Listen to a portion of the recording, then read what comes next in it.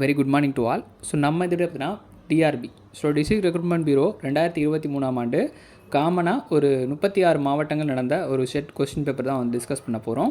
இதற்கு முன்னதாக நம்ம பார்த்துருந்தது திருநெல்வேலி மற்றும் தூத்துக்குடி மாவட்டத்தில் நடந்த எக்ஸாமினேஷன்.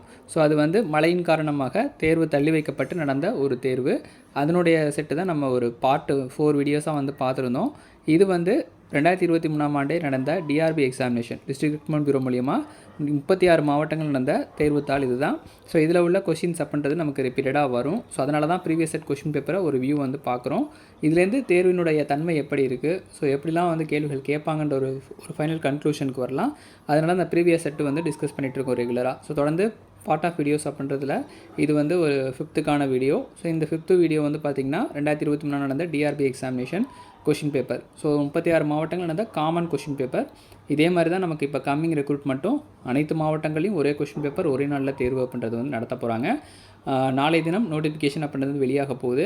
ஸோ இந்த டைமிங்கில் கொஞ்சம் ரிலாக்ஸாக எல்லோரும் என்னென்ன பண்ணலாம் என்னென்ன பண்ணக்கூடாது அப்படின்றத வந்து யோசிச்சுட்டு அதுக்கு பிறகு வந்து ஸ்டார்ட் பண்ணுங்கள். ஸோ கண்டிப்பாக அதற்கான கைடன்ஸ்ன்றது நம்மளும் நம்ம சேனலில் வந்து கொடுக்குறோம். டிஸ்கிரிப்ஷனில் மெட்டீரியல் சம்மந்தமான டீட்டெயில்ஸ் இருக்குது. வாட்ஸ்அப் பண்ணிவிட்டு மெட்டீரியல் வேணுங்கிறவங்க சாம்பிள் பார்த்துட்டு புக்ஸ் நீங்கள் வந்து பர்ச்சேஸ் பண்ணிக்கலாம். அதேமாதிரி டெஸ்ட் பேட்ச் அப்படின்றவங்க வந்து வேணுங்கிறவங்க ப்ளே ஸ்டோரில் போயிட்டு பாரத் எக்ஸாம்ஸ்ன்ற ஆப்பில் வந்து டெஸ்ட் பேட்ச் வேணுங்கிறவங்க டேரெக்டாக நீங்கள் வந்து பர்ச்சேஸ் பண்ணிக்கலாம். ஸோ இது தாண்டி நம்ம வந்து 10 மாடல் டெஸ்ட் வந்து கண்டக்ட் பண்ண போகிறோம். இந்த 10 மாடல் டெஸ்ட் வந்து fully covered test questions with OMR ஷீட்டோட வந்து ரெடி பண்ணிகிட்ருக்கோம். ஸோ அது நெக்ஸ்ட் மந்த்து தான் உங்களுக்கு அப்டேட் கிடைக்கும். செப்டம்பர் மாதத்தில் அதனுடைய ஒரு 15th கிட்ட வந்து அதை ரெடி பண்ணிவிட்டு உங்களுக்கு என்ன அப்டேட் அப்படின்றது வந்து இன்ஃபர்மேஷன் கொடுக்குறேன். தொடர்ந்து சேனலையும் வந்து ஃபாலோ பண்ணுங்கள். இந்த பார்ட் ஆஃப் வீடியோஸில் நம்ம இப்போ பார்க்க போகிற வீடியோஸ் வந்து ரொம்ப இம்பார்ட்டன்ட் வீடியோஸ். ஸோ ஸ்கிப் பண்ணாமல் ஃபுல்லாக பாருங்கள். திரூர் பேக்ஸின் முதல் தலைவர் யார்? So primary agriculture cooperative society திரூரில் வந்து இருக்குது. இந்த திரூர் பேக்ஸின் முதல் தலைவர் யார்? முதல் தலைவர் யாருன்னு பார்த்தீங்கன்னா ஆதி நாராயணன் அவர்கள் தான் வந்து இந்த திரூர் பேக்ஸினுடைய முதல் தலைவர். எந்த வகையான கூட்டுறவு முதன்மையான அதன் உறுப்பினர்களுக்கு சுகாதாரம் அல்லது பயன்பாடுகள் போன்ற சேவைகளை வழங்குவதில் கவனம் செலுத்துகிறது? சேவை கூட்டுறவு. ஆப்ஷன் சி, சேவை கூட்டுறவு. கூட்டுறவு சங்கத்தின் பதிவு மற்றும் பிற செயல்பாடுகளை ஒழுங்குபடுத்துவது யார்? கூட்டுறவு சங்கத்தினுடைய பதிவு, ரிஜிஸ்ட்ரேஷன் ப்ளஸ் வந்து அதனுடைய ஆக்டிவிட்டீஸை வந்து யார் ஒழுங்குமுறைப்படுத்துகிறாங்க அப்படின்னா RCS. So register cooperative society பதிவாளர், அந்த இது தான் வந்து தலைமை கூட்டுறவு பதிவாளர், அந்த இது தான் வந்து ஃபுல்லாகவே இந்த ரிஜிஸ்ட்ரேஷன் ஃபுல்லாகவே பார்க்குறாங்க.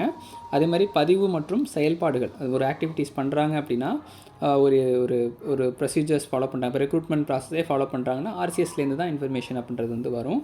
ஸோ இந்த கூட்டுறவுடைய மெயின் இதாக வந்து ஹெட்டாக வந்து ஆர்சிஎஸ் வந்து செயல்பட்டுருக்கு. 1877ஆம் ஆண்டில் ஜெர்மனியில் உருவாக்கப்பட்ட கிராமப்புற கூட்டுறவு சங்கங்களின் பொது ஒன்றியம். Option B, Raiffeisen union. 1877ஆம் ஆண்டு. ஸோ இதில் வந்து கொஷின்ஸ் எப்படி வேணாலும் கேட்கலாம். ரைபீசன் யூனியன் 1877ஆம் ஆண்டு உருவாக்கப்பட்ட கிராமப்புற கூட்டுறவு சங்க பொது ஒன்றியம் எந்த நாட்டில் வந்து இருக்குது அப்படின்னு கேட்டாங்கன்னா ஜெர்மனி. ஸோ அதனால் கொஷினை வந்து எல்லா கொஷின்ஸுமே ஃபுல்லாகவே வியூ பண்ணி ஒரு லைனாக படிச்சுட்டு அதை பார்த்துட்டு வந்து இது பண்ணுங்கள்.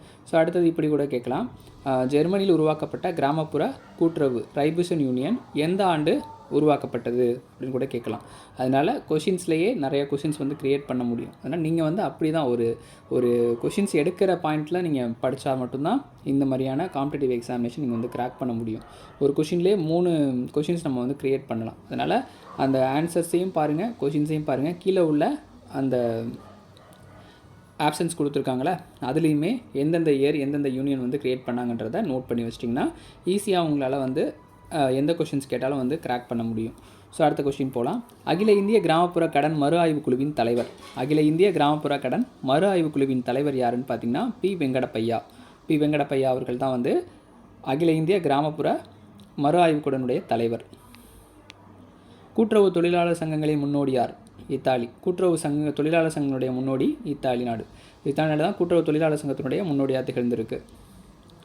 கூட்டுறவு சங்கங்கள் கூட்டுறவு சட்டம் 1904 எந்த அறிக்கையை அடிப்படையாக கொண்டது? கூட்டுறவு சங்கங்களின் சட்டம் 1904 எந்த அறிக்கையை அடிப்படையாக கொண்டது அப்படின்னு பார்த்தீங்கன்னா பஞ்ச கமிஷன் அறிக்கையினுடைய அடிப்படையாக அமைஞ்சது.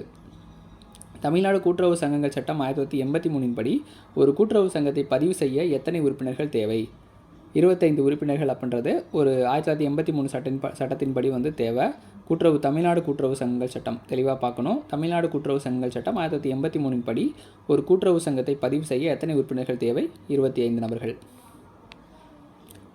டிஎன்சிஎஸ் சட்டம் 1983 உள்ள தாவா எந்த பிரிவில் குறிப்பிடப்பட்டுள்ளது? தாவா நடவடிக்கைனாலே டேரெக்டாக பிரிவு வந்து 90 டேரெக்டாக போட்டுருவீங்க எல்லாருமே. Dispute in TNCS act 1983 mentioned in section என்ன செக்ஷன் கேட்டிருக்காங்க? 90. டிஎன்சிஎஸ் சட்டம் 1983 கூடுதல் கட்டணம் கூறப்பட்ட பிரிவு என்ன? 87. டிஎன்சிஎஸ் சட்டம் 1983 கூடுதல் கட்டணம் கூறப்பட்ட பிரிவு வந்து பிரிவு 87. என்ன கேட்டிருக்காங்கன்னா மேலே உள்ள கொஷின்ஸ் வந்து பிரிவு என்னன்னு கேட்டிருக்காங்க. அதே ஆக்ட் படி கூடுதல் கட்டணம் வந்து கூறப்பட்ட பிரிவு என்ன அப்படின்னா 87. தாவர நடவடிக்கையில் கூடுதல் பிரிவு. ஒரு தொடக்க கூட்டுறவு சங்கத்தினை அமைக்க தேவையான உறுப்பினர்கள் எத்தனை? ஒரு பேக்ஸ் அமைக்கணும் அப்படின்னா அதற்கு தேவையான உறுப்பினர்கள் 25.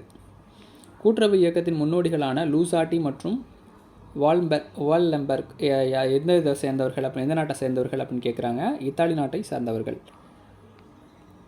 மேக்லகன் குழு எந்த ஆண்டு அமைக்கப்பட்டது? 1914. மேக்லகன் குழு 1914. உச்ச கூட்டுறவு சங்கத்தின் தணிக்கை அறிக்கை எதன் முன் வைக்கப்படும் கேட்டிருக்காங்க. கூட்டுறவு சங்கத்தினுடைய தணிக்கை அறிக்கை எதன் முன் வைக்கப்படும் அப்படின்னா ஸ்டேட் லெஜிஸ்லேஷன், ஸோ மாநில சட்டசபையில் வந்து வைக்கப்படும். விவசாய உட்கட்டமைப்பு வசதிகள் எனப்படுபவை யாவைன்னு கேட்டிருக்காங்க. விவசாய உட்கட்டமைப்பு வசதிகளோட எனப்படுபவைன்னு பார்த்திங்கன்னா 3 ஆப்ஷன்ஸ். ஸோ நீர்ப்பாசன வசதி, சேமிப்பு வசதி, அறுவடைக்கு பின்பான செயல்முறைகள். 97வது அரசியலமைப்பு திருத்தச் சட்டம் இந்த ஆண்டில் இயற்றப்பட்டது. 97வது கேட்டிருக்காங்க. 2011ஆம் ஆண்டு இயற்றப்பட்டது. 1983ஆம் ஆண்டு தமிழ்நாடு வேளாண்மை சங்க சட்டத்தில் கூட்டுறவு சங்கத்தை பதிவு செய்தல். 1983 தமிழ்நாடு வேளாண்மை சங்க சட்டம். ஸோ வேளாண்மை சங்க சட்டம் அப்படின்னா நமக்கு செக்ஷன் 30லேருந்து 20A வரைக்கும் இருக்குது. எந்த ஒரு நபரும் ஒரே சமயத்தில் டேஸ் எண்ணிக்கைக்கு மேலான பதிவு பெற்ற சங்கங்களின் நிர்வாக குழு உறுப்பினராக இருக்க முடியாது. 5 எண்ணிக்கைக்கு மேலான பதிவு பெற்ற சங்கங்களுடைய நிர்வாக குழு உறுப்பினராக இருக்க முடியாது.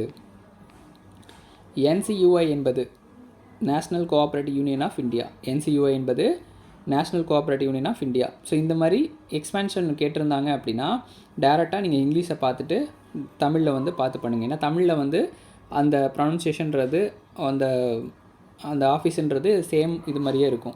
ஸோ இங்கிலீஷில் வந்து நமக்கு சடனாக பார்த்தோன்னா கண்டுபிடிச்சிடலாம். So NCUI national cooperative union of India. அதே கீழே பாருங்கள், அந்த மீனிங்க்கு அப்படியே எல்லா லெட்டர்ஸுமே வந்து மேட்ச் ஆகும். ஸோ இங்கிலீஷில் உள்ளதை படித்து பார்த்துட்டிங்க அப்படின்னா ஈஸியாக ஆப்ஷன் பின்றதை சூஸ் பண்ணலாம். இந்திய தேசிய கூட்டுறவு ஒன்றியம். இந்தியாவின் முதல் கூட்டுறவு கடன் சங்கம் அமைந்த இடம் திருவூரில் தான் இருக்குது. ஸோ முதல் கூட்டுறவு திருவூரில் வந்து யாரை ஆரம்பித்தாங்கன்னு கேட்டிருந்தாங்க ஃபஸ்ட்டு கொஷின். அது 20வது கொஷினில் இந்த முதல் கூட்டுறவு கடன் சங்கம் அமைந்த இடம் என்னன்னு கேட்டிருக்காங்க. ஸோ ஒரே கொஷின்ஸ் 2 விதத்தில் ஆன்சர் இருக்குது. ஸோ 2 இடத்துலையும் ஈஸியாக நீங்கள் அந்த கொஷினை புரிஞ்சுக்கிட்டீங்க அப்படின்னா 2 கொஷின்ஸ்க்கு ஒரே டைமில் ஆன்சர் பண்ணலாம். அடுத்த கொஷின்ஸ் போகலாம். 25 கொஷின்ஸ் மட்டும் இந்த வீடியோவில் பார்க்கலாம். நெக்ஸ்ட் வீடியோவில் தொடர்ந்து வந்து பார்க்கலாம். UPI என்பதில் U என்பது எதை குறிக்கிறது? ஸோ இந்த மாதிரி கொஷின்ஸ்லாம் போன தடவை நிறைய ட்விஸ்ட்டாக இருந்துச்சு. இந்த மாதிரி அதாவது நம்ம வந்து எக்ஸ்பான்ஷன் வேர்டாக படிச்சிருப்போம். அதில் வந்து சிங்கிள் வேர்டாக கொடுத்துருந்தாங்க அப்படின்னா அது யுனைட்டடா, யூனிஃபைடா, யூட்டிலிட்டியா, யூனிவர்சல்லான்றது கன்ஃபியூஷன் ஆயிரும். ஸோ இதுலேயும் நிறையா பேர் ஆப்ஷன்ஸ் தப்பு பண்ணிட்டு வந்தாங்க. ஸோ கம்ப்யூட்டர் பேஸ் பண்ணி படிச்சிருந்தவங்க, அதாவது அந்த கம்ப்யூட்டர் கோர்ஸை வந்து டெப்த்தாக படித்தவங்க, எம்ஏஎஸை வந்து டெப்த்தாக படித்தவங்களுக்கு ஈஸியாக அந்த சின்ன சின்ன வேர்டு கூட வந்து என்ன ப்ரொனன்சியேஷன் என்ன மீனிங் வருன்றதை கண்டுபிடிச்சி எழுதியிருப்பாங்க. ஸோ இதில் வந்து நமக்கு 2 இடத்துலையுமே இங்கிலீஷில் தான் இருக்கும் இங்கே கம்ப்யூட்டர் பொறுத்தளவுக்கு. ஸோ அதனால் நம்ம மெட்டீரியல் வந்து கம்ப்யூட்டர் மட்டும் இங்கிலீஷ்லேயே ஃபுல்லாக கொடுத்தாச்சு, தமிழில் வந்து கொடுக்கல. ஸோ எம்ஏஎஸ் மட்டும் அந்த தமிழ்லேயே கொடுக்காமல் ஃபுல்லாக இங்கிலீஷ்லேயே கொடுத்துருக்கோம் இந்த மாதிரி வேர்ட்ஸ்க்காக. UPI என்பது U என்பது எதை குறிக்கிறது அப்படின்னு கேட்டிருக்காங்க. யூனிஃபைடு. Option A unified. இந்தியாவில் உள்ள நகர்ப்புற கூட்டுறவு வங்கிகளின் பதிவு மற்றும் மேலாண்மை நடவடிக்கைகளை யார் நிர்வகிப்பது? RCS. Option C RCS. வங்கிகள் ஒழுங்குமுறை சட்டம் 1949 கூட்டுறவு வங்கிகளை சேர்க்க சட்டத்திருத்தம் எந்த ஆண்டு மேற்கொண்டது? 1966. பேசல் குழு எதனுடன் தொடர்புடையது? Banking reform. ஸோ நகர வங்கி சீர்திருத்தத்தில் வந்து பேசல் குழு வந்து தொடர்புடையதாக இருக்குது. Option C. கூட்டுறவு சங்கத்தின் உறுப்பினர்களுக்கு வரையறுக்கப்பட்ட பொறுப்பு உள்ளது. ஸோ லாஸ்ட் கொஷினாக 26 கொஷின் பார்த்துலாம். DCCB என்பது வந்து பார்த்திங்கன்னா district central cooperative banks. So மாவட்ட மத்திய கூட்டுறவு வங்கிகள். Option A. ஸோ 26 கொஷின்ஸ் வந்து ஃபுல்லாக டிஸ்கஸ் பண்ணியிருக்கோம். தொடர்ந்து அடுத்தடுத்த வீடியோஸில் வந்து நம்ம பேலன்ஸ் கொஷினை வந்து டிஸ்கஸ் பண்ணலாம். ஸோ எக்ஸாமினேஷனுக்கான வே வந்து நாளிலேருந்து ஸ்டார்ட் ஆகுது. ஸோ நாளிலேருந்து இன்னும் டெப்த்தாக வந்து படிக்க ஸ்டார்ட் பண்ணிவிடுங்க. புக்ஸ் வேணுங்கிறவங்க கீழே உள்ள டிஸ்கிரிப்ஷனில் வாட்ஸ்அப் நம்பருக்கு வாட்ஸ்அப் பண்ணிவிட்டு புக்ஸை வந்து பர்ச்சேஸ் பண்ணிக்கோங்க. தொடர்ந்து சேனலையும் ஃபாலோ பண்ணுங்கள். பார்ட் ஆஃப் வீடியோஸ் மட்டும் இல்லாமல் ரெகுலர் வீடியோ கிளாஸஸ் லெசன் வைஸாக ஏதாவது யூனிட்ஸ் புரியல அப்படின்னா கண்டிப்பாக அதனுடைய வீடியோ கிளாஸஸ்ன்றதும் யூடியூப்பில் அப்டேட் பண்ணுவோம். நன்றி, வணக்கம்.